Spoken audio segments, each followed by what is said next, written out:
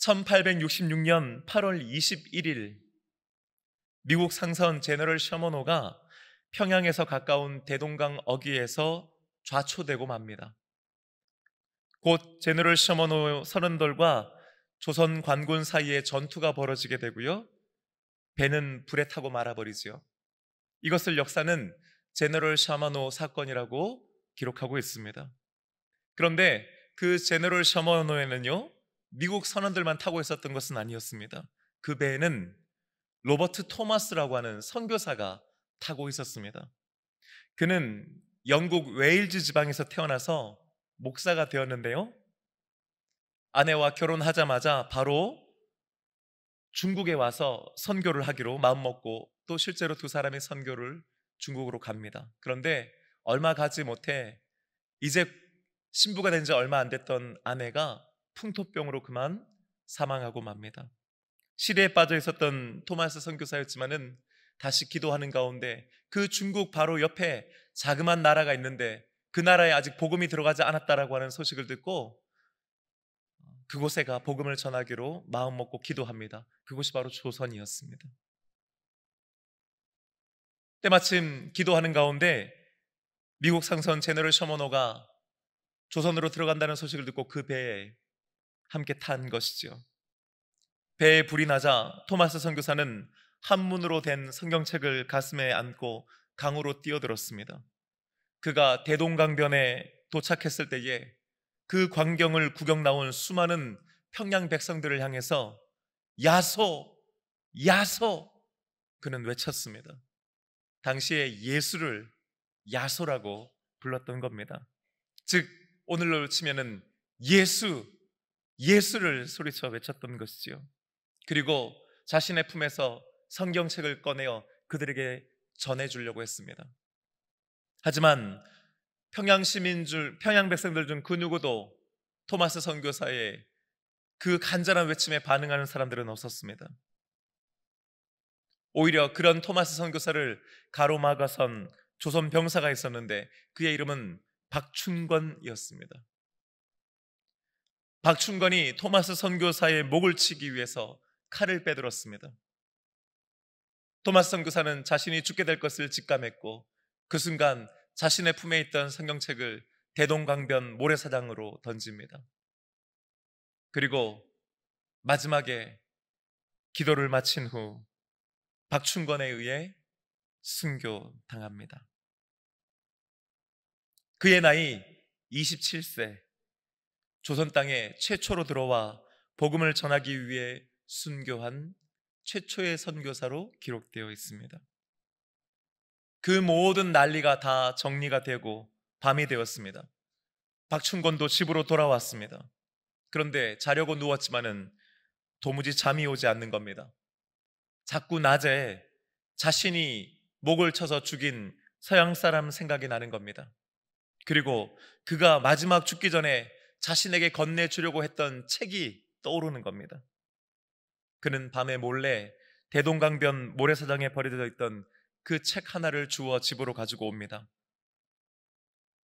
그것은 바로 성경이었습니다. 당시 성경은 조선에서 금지되어 있는 책이었습니다. 가지고 있는 것만으로도 처벌을 받았습니다. 놀라운 것은 박춘권이 그 책을 몰래 숨겼다가 틈틈이 읽기 시작했다는 것입니다. 더 놀라운 것은 그랬던 그가 예수를 영접하게 됩니다. 훗날 그는 안주교회의 영수가 되는데 오늘날 치면 장로가 되었다는 말입니다. 토마스 선교사가 대동강변에서 죽어갈 때에 그것을 지켜보던 수많은 평양 백성들 사이에는 12살 된 소년 최치랑이 있었습니다. 어린 최치랑은 토마스 선교사가 던진 성경책 3권을 주어 한 권을 당시 영문주사라고 하는 관직에 있었던 박영식이라고 하는 사람에게 건네주었습니다. 박영식은 관리였기 때문에 당연히 성경이 금서라고 하는 것을 알고 있었습니다. 하지만 당시에는 종이가 귀하던 시대 아니었겠습니까? 아마 그것을 버리는 것이 아까웠는지 성경책을 한 장씩 찢어서 그것을 자신의 방의 벽지로 발랐습니다. 한번 생각해 보십시오. 천정과 벽면을 온통으로 성경으로 도배가 된 집을 말입니다. 성경으로 도배를 했으니까 눈만 뜨면 성경 말씀이 보이는 겁니다. 어느 날 벽에 쓰여 있는 말씀이 눈에 들어왔다고 합니다. 바로 요한복음의 말씀이었습니다. 그 말씀을 읽다가 박영식이 예수를 영접합니다. 교인이 되어 훗날 자신의 집을 교회로 내어놓는데 그 집이 바로 평양 최초의 교회였던 널다리골 교회, 우리가 잘 아는 바로 장대현 교회였습니다. 토마스 선교사를 참수한 박충건, 자신의 방을 성경책으로 도배했던 박영식, 이 두 분에게는 공통점이 있지요. 그들은 단 한 번도 찬송가를 불러본 적이 없었습니다. 그들은 우리들처럼 기도를 해본 적도 없었습니다. 신앙생활이라고 하는 것을 해본 적이 없는 사람들이었습니다. 그런데 그런 그들에게 믿음이 생겨납니다. 그들의 인생이 변했습니다. 바로 하나님의 말씀 때문이었는 줄로 믿습니다.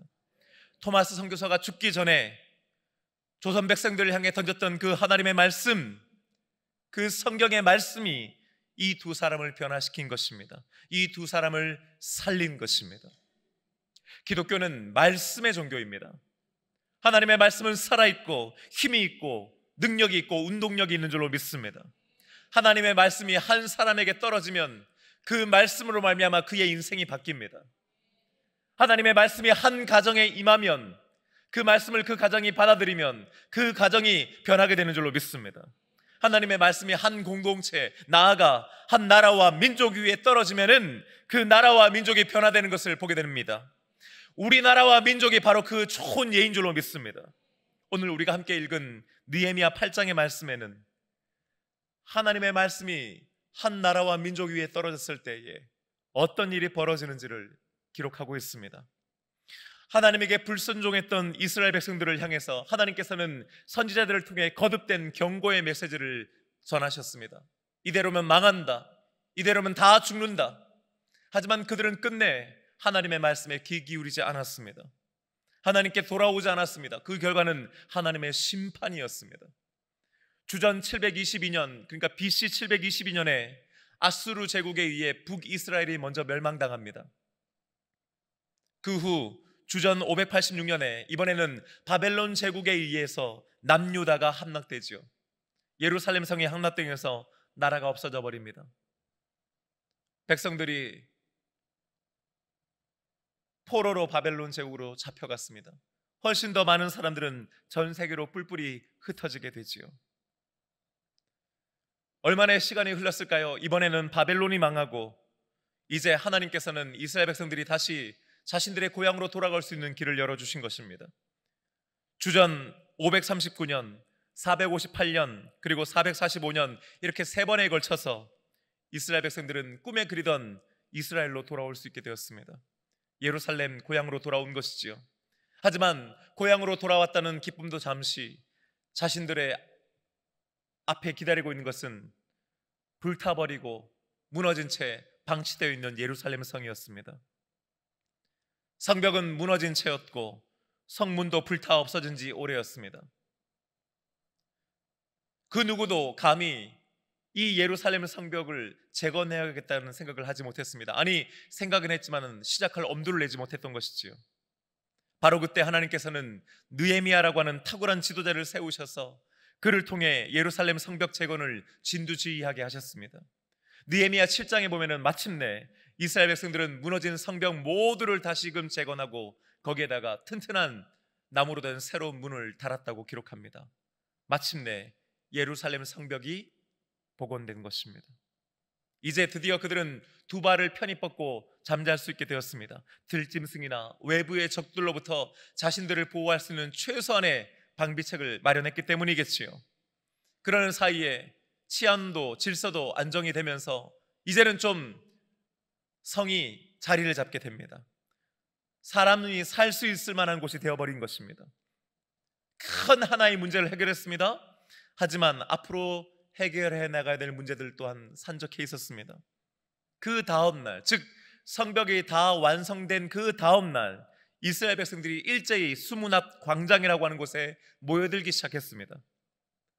힘을 합쳐 일했으니까 자, 아직 못다한 일들 이렇게 한 것처럼 또 힘내서 합시다 하기 위해서 모인 것 아닙니다. 앞으로 그러면 우리가 도대체 어떤 일들을 처리해 나가야 되는지를 함께 상의하고 논의하고 토의하기 위해서 모인 것도 아니었습니다. 성경은 그들이 하나님의 말씀을 듣기 위해 모였다고 기록하고 있습니다. 그들은 학사 에스라에게 모세의 율법책, 우리가 알고 있는 바로 그 창세기, 출애굽기, 레위기, 민수기, 신명기 이 5권의 성경의 말씀을 가져오도록 요청하였습니다. 4절 이후부터 보면요, 그래서 그 어떤 일이 일어나는지가 기록되어 있지요. 에스라가 특별히 지은 나무 강단에 하나님의 말씀을 가지고 올라갑니다. 그 양옆에는 하나님의 말씀을 함께 낭독할 사람들이 세워져 있었습니다. 에스라가 하나님의 말씀이 기록되어 있는 두루마리를 펼쳤을 때에 그 앞에 있던 온 이스라엘 백성들이 자리에서 일어났다고 성경은 기록합니다. 에스라가 하나님의 말씀을 읽어갑니다. 모든 백성이 손을 들고 아멘, 아멘 하고 하나님께 응답하고 경배하였습니다. 에스라를 중심으로 하나님의 말씀을 히브리어로 읽어가면은 백성들 사이사이에는 레위인들이 위치해 있다가 그 히브리어로 된 성경 말씀을 듣고 백성들이 이해하기 쉬운 아람어로 번역을 해주는 겁니다. 그러면서 성경 말씀을 풀어주는 거예요. 이 일이 얼마나 계속되었을까요? 이른 아침 6시부터 시작되어 정오까지 무려 6시간 동안이나 하나님의 말씀이 선포되어진 것입니다. 백성들이 그 낭독되는 하나님의 말씀을 듣고 다 깨달았다고 했습니다. 그러자 그들이 말씀을 듣고 모두 울었다고 성경이 기록합니다. 총독 느헤미야와 학사 에스라, 레위인들이 백성들 사이를 오가면서 그들을 위로하고 권면했습니다. 그들이 힘을 얻고 하나님의 말씀을 깨닫게 되므로 크게 즐거워하였다고 성경은 기록하고 있습니다. 할렐루야. 사랑하는 여러분, 저는요 이 느헤미야 8장의 말씀을 읽을 때마다 마음에 큰 감동을 느낍니다. 그리고 이런 생각을 합니다. 우리가 드리는 예배가 정말 이런 예배였으면 좋겠다는 거예요. 기도합니다. 하나님, 우리가 하나님의 말씀을 들을 때, 특별히 예배 시간에 하나님의 말씀을 들을 때 바로 이 느헤미야 8장에서 있었던 역사가 나타나게 하여 주시옵소서. 오늘 이 시간에 그런 역사가 있게 되기를 주님의 이름으로 축복합니다. 여러분, 우리가 예배 드릴 때에, 특별히 말씀을 들을 때에 이런 역사가 일어나고 있습니까? 여러분은 하나님의 말씀을 들을 때에 그 옛날 이스라엘 백성들이 느꼈던 그 은혜와 감사와 감격을 느끼고 있습니까? 오늘 느헤미야 8장 통해서요, 우리가 하나님의 말씀을, 특별히 예배 시간에 하나님의 말씀을 어떻게 들어야 되는가 3가지로 여러분과 함께 살펴보려고 합니다. 첫 번째, 하나님의 말씀에 귀를 기울여야 하는 것입니다. 여러분 3절 말씀 함께 읽어보십시다. 시작. 수문 앞 광장에서 새벽부터 정오까지 남자나 여자나 알아들을 만한 모든 사람 앞에서 읽음에 뭇 백성이 그 율법책에 귀를 기울였는데. 아멘. 백성들이 어떻게 했다고요? 귀를 기울였다는 겁니다. 여러분, 이 귀를 기울이다라고 하는 말은요, 단순히 그냥 듣는다라고 하는 게 아니라 듣기 위해 집중하다라고 하는 뜻이에요. 마치 여러분들처럼요, 집중하는 거죠. 여러분, 근데 우리는 보통 어떤 소리나 어떤 이야기에 귀를 기울이나요? 뭔가 새로운 것 있죠. 처음 듣는데? 하면 우리의 귀가 그냥 탁 쫑긋 세워지지 않습니까? 혹은 아예 정반대로요, 낯선 거, 야, 그건 뭐지? 잘 모르겠다 싶은 거일 때 우린 또 귀를 기울이게 됩니다. 혹은요, 아주 재미난 얘기는요, 안 들으려고 해도 그냥 집중해서 듣게 되지 않습니까? 우리는 보통 새롭거나 낯설거나 혹은 재밌으면 귀를 기울입니다. 듣고 싶어 합니다. 그런데 여러분, 지금 이 이스라엘 백성들에게 들려지고 있는 내용들은요, 이야기는 혹은 말씀은 모세오경이에요. 창세기, 출애굽기, 레위기, 민수기, 신명기. 이 모세오경은요, 쉽게 말하면 이스라엘 백성들에게는 하나 새로울 것 없는, 전혀 낯설지 않은, 그렇다고 해서 딱히 재밌는 이야기가 아니란 말입니다. 오히려 정반대예요. 잘 아는 말씀이에요. 좀 심하게 말하면요, 뻔한 내용이에요. 그거 어려서부터 늘 들어왔던 건데. 전혀 새로울 것이 없는 말씀이란 말입니다. 이스라엘 백성이라면요, 특히나 경건한 유대인 남자들은요, 모세오경을 거의 외웠다고 그래요. 다 아는 말씀이잖아요. 듣다 보면 뭐예요?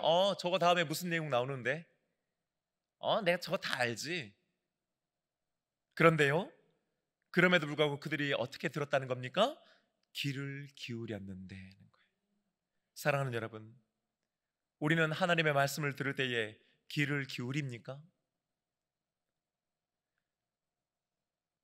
오늘은 도대체 어떤 말씀일까? 어떤 은혜가 있을까? 목사님을 통해서 하나님께서 우리에게 오늘 이 시간 나에게 어떤 마음을 주실까? 여러분, 그런 기대하고 사모하는 마음으로 말씀 듣고 계십니까? 신앙생활을 오래 하신 분들 중에는요, 교회에 와서 딱 주보만 딱 펴봐도 주보에 있는 성경 본문과 제목만 보더라도 오늘 목사님 설교 뭐 하시겠네, 오늘 어떤 얘기 하시겠네, 대충 다 알아차린다고들 합니다. 안다는 거지요. 그런데 여러분, 정말 그렇습니까? 여러분 정말 아십니까? 여러분 정말 하나님의 말씀을 잘 아십니까? 혹시 이거 내가 아는 말씀인데, 이거 내가 잘 아는데 하는 그 태도가 우리로 하여금 하나님의 말씀에 귀 기울이지 못하게 하고 있는 것은 아닌가 하는 겁니다.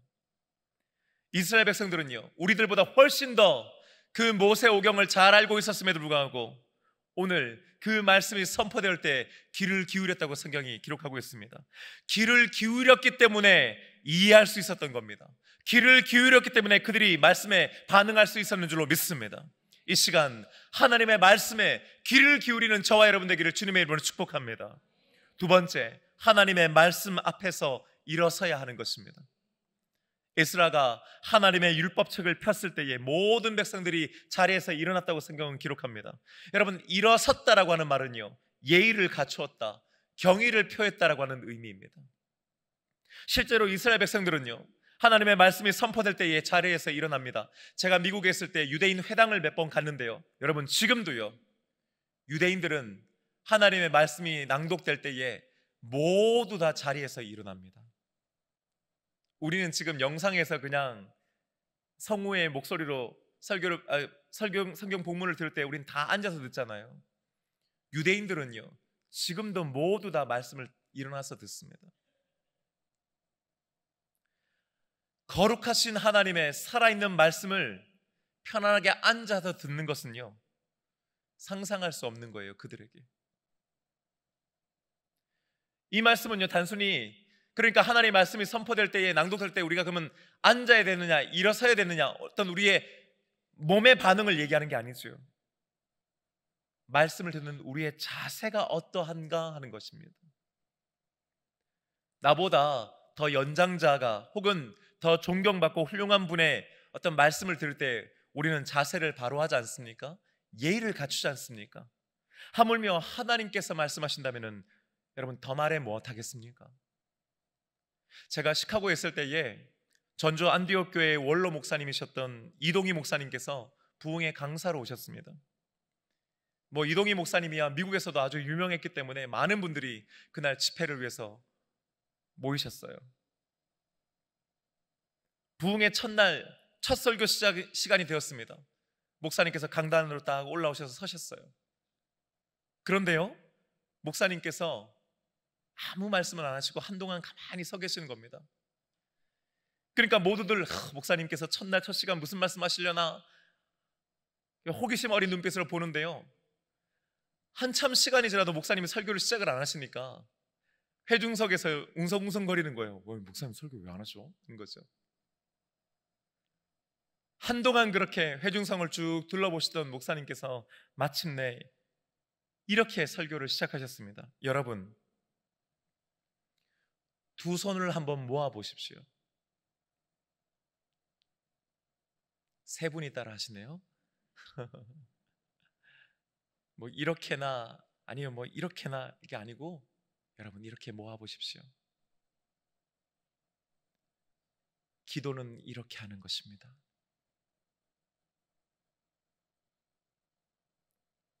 여러분, 이게 기도하는 자세입니다. 우리 이렇게 기도합시다.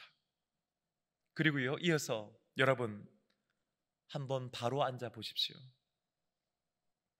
두 발을 가지런히 놓으십시오. 허리를 펴고. 맞아요, 여러분. 이게 바로 말씀을 듣는 자세입니다. 말씀은 이렇게 들어야 합니다. 이동희 목사님의 그 말씀은요, 너무나 기본적이고 기초적이시죠.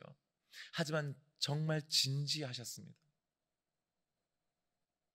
제게도 그 말씀이 두고두고 감동이 됩니다.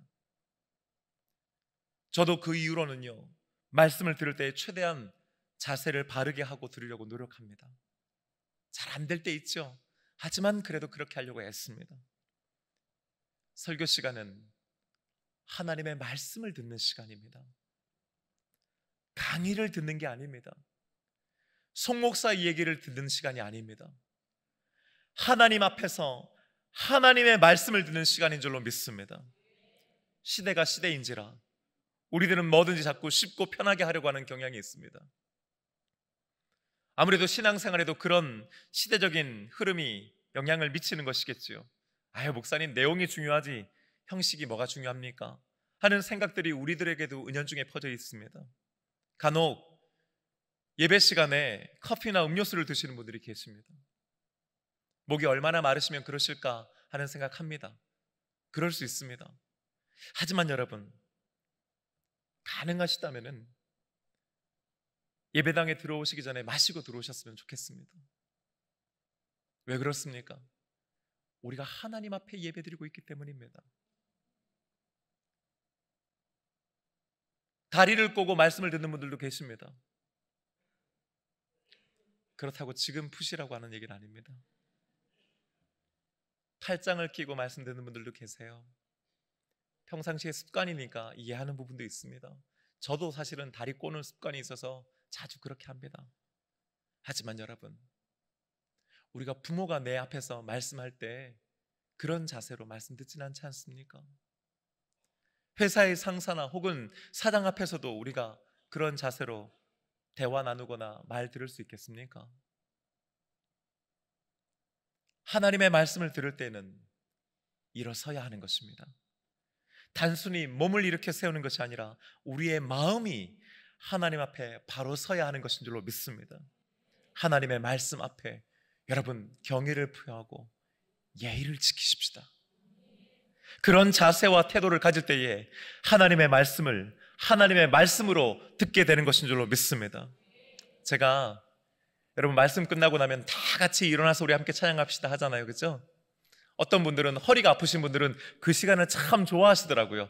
아이고, 드디어 허리 한번 피는구나. 반대로 허리가 좀 아프신 분들은 일어나서 그 찬양하고 기도하는 시간이 힘들고 어려우실 거예요. 여러분 모두가 다 일어나지 않으셔도 됩니다. 만약에 일어나시는 것이 좀 힘들고 어려우시면 안 주셔도 돼요. 다만 하나님 앞에서 정말 하나님 앞에서 예배 드린다라고 하는, 찬양하고 말씀 듣고 기도 드린다라고 하는 그 마음과 자세만큼은 바로 세울 수 있게 되기를 주님의 이름으로 축복합니다.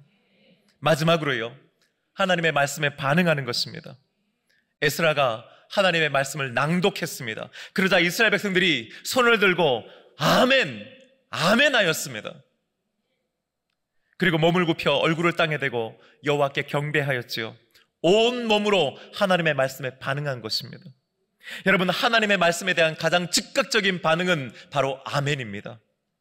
제가 이번에 중고등부 여름 캠프 가서요, 첫날 저녁에 말씀 전하고 나서 둘째 날에는 거진 2시간 동안 뭘 했냐면은 아이들에게 담임 목사님한테 궁금한 거 적어내라, 그거 목사님이 답변 다 해준다 그랬거든요. 그래서 애들이 저한테 이제 궁금한 것들을 막 적어서 냈어요. 이런 겁니다. 한번 보여주시겠어요? 결혼하게 된 계기가 무엇인가? 도대체 이게 왜 궁금한지 모르겠어요. 키가 몇 센치인가요? 여러분, 재밌는 건요, 아니 도대체 목사 연봉을 애들이 왜 이렇게 궁금해하는 거예요? 아니 저 친구만이 아니라 진짜 여러 명이 목사님 도대체 얼마 받아요? 물어보는 거예요. 네. 보기에 좀 많이 받나 생각했는지 아니면 적게 받아서 불쌍하다 생각했는지, 여러분 제가 어떻게 대답했을까요? 안 했을까요? 질문 제가 대답해 준다고 했잖아요.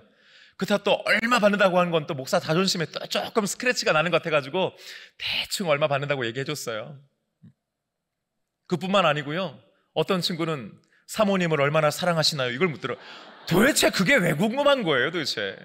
제 처가 궁금해하는 건 제가 이해가 되는데 왜 지들이 궁금한지를 모르겠더라고요. 너무너무 좋은 질문들이 많았어요, 여러분. 너무너무 재밌는 질문들이 많았어요. 우리 아이들이요, 안 듣는 것 같아도 모르는 것 같아도 여러분 고민하고 있어요. 은혜 받고 싶어 합니다. 이번에 여러분 한번 지금 우리 아이들 보낸 부모님들 기대하세요. 아이들 아마 눈빛이 바뀌어서 온 줄로 믿습니다. 그 중에 하나가요, 목사님, 아멘의 뜻이 뭔가요? 하는 거예요. 그 친구도 엄마 아빠가 교회 다녀요. 자신도 교회를 다닌 거예요. 그런데 정작 뭐예요? 누구도 아멘이 무슨 뜻인지를 가르쳐주지 않은 거죠. 왜? 그럴 수 있지 않습니까, 여러분? 그렇죠? 여러분, 아멘은 무슨 뜻입니까? 여러 가지 뜻이 있죠. 옳습니다. 동의합니다. 나도 같은 생각입니다. 그것이 바로 진리입니다. 참입니다. 이런 뜻을 가진 것이 바로 여러분 아멘입니다. 하나님의 말씀이 선포되어질 때에 그 말씀이 내 마음에 와닿으면, 나도 그 말씀에 동의하면은, 나도 말씀 전하는 목사님과 같은 생각이면은 그 말씀이 내가 듣기에 참입니다, 옳습니다, 진리입니다라고 생각하면 여러분 아멘 해야 하는 줄로 믿습니다.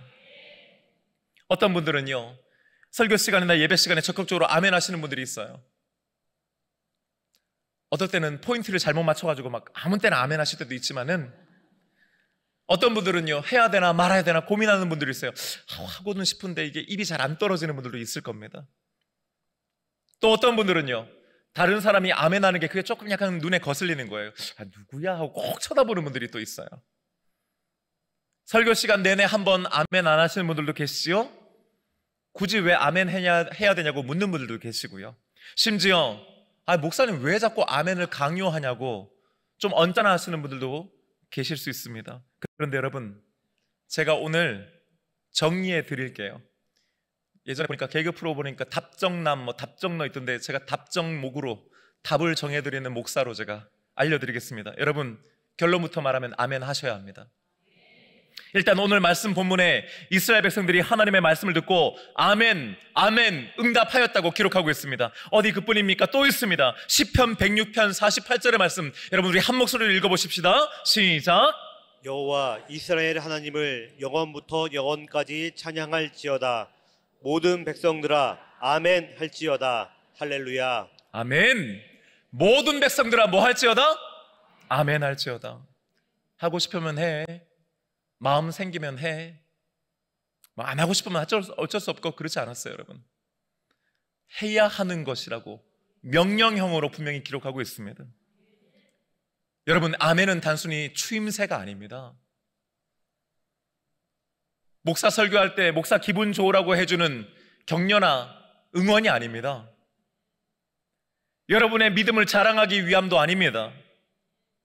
아멘은 그 자체가 하나님의 말씀에 대한 우리들의 마땅한 반응이요, 신앙의 고백이자 동시에 결단인 줄로 믿습니다. 여러분, 아멘으로 말씀에 응답하십시다. 이 아멘의 고백이 있을 때 여러분, 그 말씀이 여러분의 마음 가운데 심겨지는 것입니다. 그리고 그 심겨진 말씀은 아멘을 통해서 역사하기 시작한다고 저는 믿습니다. 아멘에는 힘이 있습니다. 아멘의 능력이 있습니다. 저는 우리 동서원교회 예배 가운데 더 많은, 더 큰 아멘이 있기를 소원합니다. 말씀에 아멘으로 반응하는 저와 여러분 되시기를 주님의 이름으로 축복합니다. 여러분, 어떤 교회는 예배 드려보면요, 아멘이 없는 교회가 있습니다.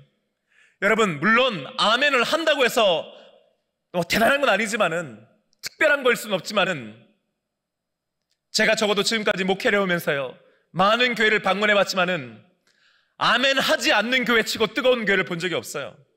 아멘 하지 않는 교회 치고 부흥하는 교회를 본 적이 없습니다. 반대로 아멘 하는 교회는 뜨거운 예배를 드리는 교회예요. 아멘 하는 교회는 부흥하는 교회인 줄로 믿습니다.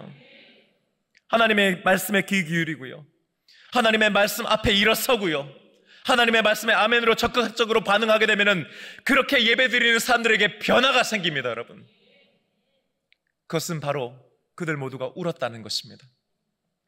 이 울음의 의미가 뭡니까? 회개한 것입니다. 참회한 것입니다. 지금까지 하나님의 말씀대로 살지 않았음에 대한 마음의 찔림이 그들 가운데 있었기 때문에 울었던 것이지요. 사도행전 2장 37절의 말씀 함께 보십시다. 시작. 그들이 이 말을 듣고 마음에 찔려 베드로와 다른 사도들에게 물어 이르되 형제들아 우리가 어찌할꼬 하거늘. 아멘. 성령의 불을 받은 베드로가 거리로 뛰쳐나가서 예루살렘 성에 있던 수많은 사람들에게 담대하게 복음을 전했습니다. 이 말을 듣고, 즉 그 베드로의 설교를 듣고 백성들이 마음에 찔림을 얻었다는 거예요. 마음에 찔렸다는 겁니다. 그러면서 그들이 묻습니다. 형제들아 우리가 어찌할꼬. 마음에 찔림이 있었기 때문에 그렇다면 우리는 어떻게 살아야 됩니까? 물었다는 것이지요. 하나님의 말씀의 힘과 능력은 바로 우리의 마음을 찌르는 데 있는 줄로 믿습니다. 여러분, 하나님의 말씀은 무뎌져 있는 우리의 마음과 심령을 찌릅니다. 우리의 죄악된 모습을 그 말씀이 찔러서 드러나게 하는 것입니다. 그때 아픕니다. 말씀이 우리의 마음을 찌를 때 우리는 아픔을 느낍니다. 그래서 눈물이 나는 겁니다. 그런데 여러분, 아파서, 말씀 때문에 아파서 말씀 때문에 눈물 난 적이 여러분 언제입니까? 언제 마지막으로 말씀 때문에 마음이 아프고 언제 마지막으로 말씀 때문에 눈물을 흘리셨습니까? 매주 예배를 드리지만은, 매주 말씀을 듣지만은, 심지어 유튜브에서 우리나라에서 가장 설교 잘한다고 하는 목사들의 말씀을 듣지만은, 여러분 과연 여러분의 마음에 찔림이 있습니까? 그 말씀으로 여러분의 눈물을 흘린 적이 있습니까? 혹시 그 어떠한 말씀도 여러분을 찌르지 못하고 그 어떠한 말씀에도 눈물 한 방울 나지 않는 것이 바로 오늘 우리들의 지금 상태는 아닙니까? 맞아. 이 말씀 속에 있는 죄인이 바로 나지. 그래, 이 죄가 바로 내 죄지. 지금 하나님께서는 나를 향해 말씀하고 계시는구나 라고 하는 그런 찔림이 우리 가운데 있을 때에 우린 눈물을 흘리게 되는 것입니다.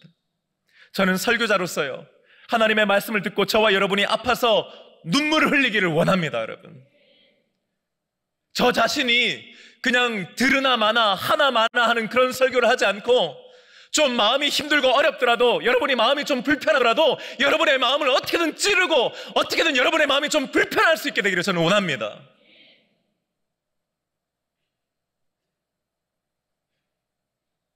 여러분, 말씀에 눈물 흘린다라고 하는 것이 왜 중요합니까? 반응한다라고 하는 것입니다. 그것은 곧 살아있다라고 하는 증거인 것입니다. 말씀에 찔려 눈물이 나는 사람은 아직 영이 살아있는 사람입니다. 하나님께서 그를 그 말씀 찌름을 통해서 회복시키시고 있고 치유하고 계시다고 하는 증거인 줄로 믿습니다. 동시에 그것은 기쁨의 눈물이기도 하죠. 우리가 다시 이 거룩한 성 예루살렘에서 하나님의 말씀을 듣는다니, 우리 조상이 대대로 들어왔던 이 말씀을 우리가 이 자리에서 다시 듣는 그 은혜와 감격, 감사가 그들에게 있었던 것입니다. 하나님의 말씀에 귀를 기울이고 하나님의 말씀에 일어서고 아멘으로 응답하니까 처음에는 그 말씀이 그들을 찔렀으나 이후에는요, 그것이 그들에게 기쁨이 되었던 것입니다. 맞아, 말씀은 이런 거지. 그래, 맞아, 말씀은 이렇게 살아야 되는 거야. 그래, 나 이번 주에 이렇게 한번 살아야지 하는 각오가 그들에게 생겼던 것입니다. 여러분, 그냥 기쁨이 아니에요. 성경 원문을 보면요, 이 기쁨을 큰 기쁨이라고 번역하고 있습니다. 영혼의 기쁨이요, 세상을 이길 힘을 얻는 기쁨이요, 상황과 형편을 초월하는 기쁨인 줄로 믿습니다. 사랑하는 여러분, 제가 16년 전에 그 시카고 대학교 근처에 있는 한 교회를 지나가다가 걸려있는 현수막을 보았는데 지금도 그 현수막의 문구가 생각납니다. God is still speaking. 하나님은 여전히 말씀하고 계십니다는 거예요. 하나님은 그 옛날 거기에서 저들에게 말씀하셨습니다.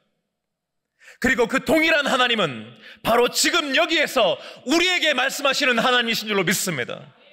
여러분, 느헤미야 8장의 이야기는 그 옛날 거기에서의 얘기가 아니라 우리 동선께서 드려지는 모든 예배의 순간에 일어나야 되는 사건인 줄로 믿습니다. 하나님께서 우리의 예배 가운데 임재하시는 이유가 뭡니까? 말씀하시기 위해서입니다.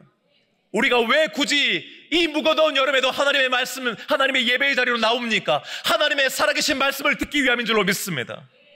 우리 함께 하나님의 말씀에 귀 기울이십시다. 하나님의 말씀이 선포될 때 우리의 마음과 자세를 바로 세우십시다. 말씀이 선포될 때에 아멘으로 응답하십시다. 그리하여서 하나님께서 말씀 주시는 그 우리의 찔림과 함께 더불어 주시는 치유와 회복과 기쁨과 감사를 함께 누리는 저와 여러분들을 소원합니다. 사랑하는 여러분, 이번 한 주간 더욱 말씀을 가까이 하십시다. 말씀에 한 절 한 절 귀 기울이고 말씀 앞에 바로 서고 말씀에 아멘으로 반응하여 그 말씀을 온전히 나에게 주시는 말씀으로 받는 저와 여러분 되시기를 주님의 이름으로 축복합니다. 이제 우리 다 함께 자리에서 일어나셨어요. 찬송가 우리 함께 찬양하기 원하는데 오늘 주신 말씀 생각하면서 여러분 함께 찬양하십시다.